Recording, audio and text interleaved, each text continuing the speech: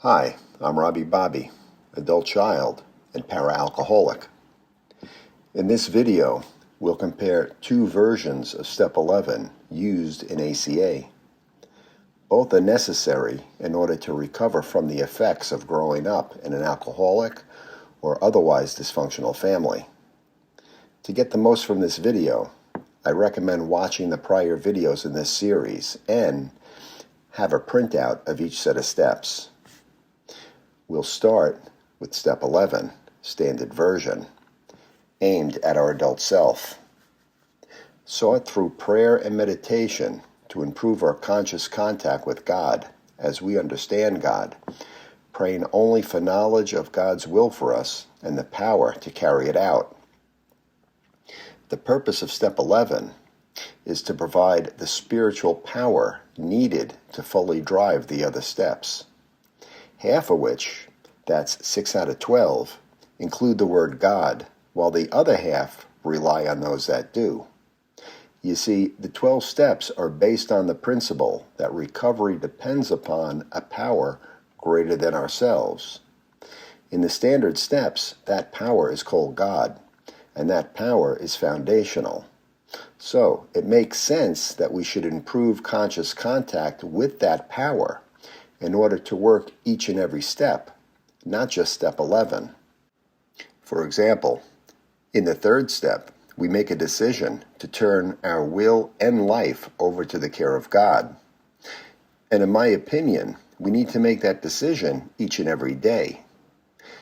How are we to do this without prayer and meditation, without guidance or the power to carry it out? It's just not possible.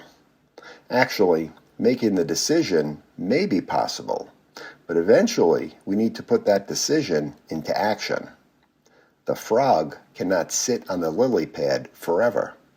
It eventually needs to jump, but it needs guidance and power. In Step 7, we humbly ask God to remove our shortcomings. How do we do this without Step 11? After all, asking is praying, is it not? So it's already pulling us into Step 11. Should we end it there, or sit for a moment to open ourselves through meditation to what God would have us do? In other words, what role do we play? What does God want us to see, want us to know, want us to do? This pulls us deeper into Step 11, which then deepens Step 7, which means you'll get more out of it. In other words, Step 11 provides the spiritual power to fully drive Step 7. What about the steps that don't mention God directly? In Step 9, we make direct amends to such people, those we have harmed, whenever possible, except when to do so would injure them or others. In my view, this step begs for conscious contact. Why? Because the ego can find 100 ways to screw up or derail this step, including skipping it altogether. In program, there's an acronym for ego, edging God out. What's the antidote? Inviting God in, through Step 11. Before shifting to the Tony A version, I'd like to point out that he used the phrase higher power in place of God in all of his steps, including this one. Taking this into consideration, the two versions are essentially identical. All other Tony A steps differ quite a bit in substance, which says a lot about this particular step. As such, I could probably get away without reading it, but for the sake of consistency, I will. Step 11, Tony A version, aimed at the inner child. We sought through prayer and meditation to improve our conscious contact with our higher power, praying only for knowledge of its will for us and the power to carry it out. Like the standard version, it could be used as a standalone step, as it were, to block off time for general prayer and meditation, or it could be used to support the other steps. And it's in this supporting role that Step 11 takes on a new life within the Tony A steps, by virtue of the fact that they're very different. with the main emphasis on healing and self-love, which, if we can do on our own, we would not be an ACA. You could say the same for the removal of character defects in the standard steps.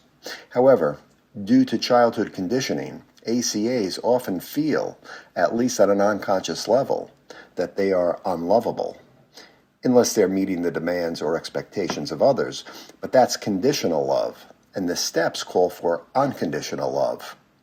For ACAs, this is beyond difficult. Thank God for higher power. Let's take a look at a few Tony A steps. Step 3. We made a decision to practice self-love and to trust in a higher power of our understanding. This step offers an opportunity to begin a dialogue with a higher power about self-love. What does it mean? What does it look like? How does it feel? What are the obstacles? How do I put my decision into action? And can you help me? Then wait and see what thoughts come up. This type of a conversation is more likely to happen if you integrate Step 3 with Step 11. Step 5.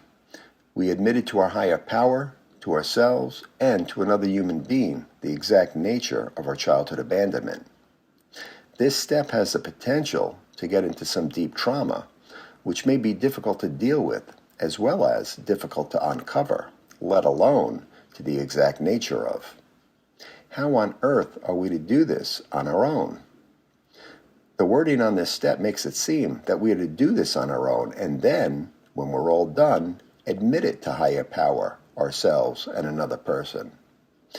You can do it that way if you want, or you can bring in higher power right from the beginning by bringing in Step 11.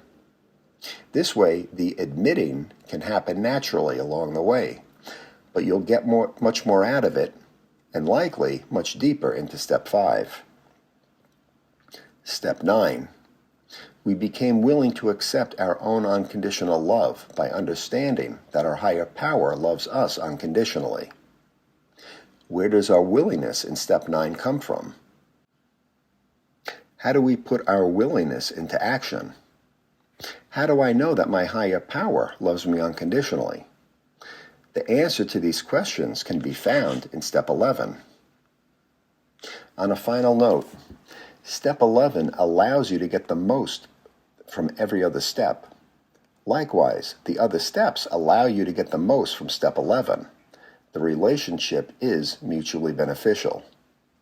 With that said, Step 11 should also be used as a standalone step for the sole purpose of improving conscious contact and seeking guidance.